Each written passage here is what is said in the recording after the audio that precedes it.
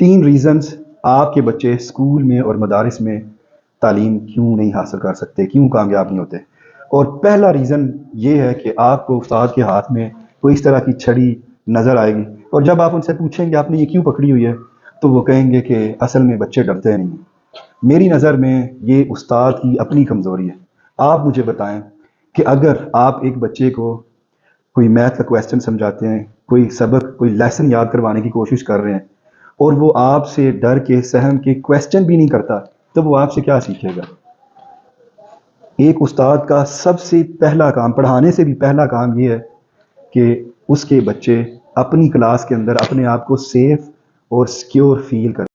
تو ایک استاد ہونے کی حیثیت سے آپ کے اوپر یہ ذمہ داری ہے کہ اس چھڑی کے علاوہ آپ اپنے بچوں کو انگیج کرنے کی کوشش کریں اور ایسی ٹپس اور ٹیکس اور ٹریننگ حاصل کریں کہ آپ کے بچے چھڑی کے بغیر پڑھ سکیں۔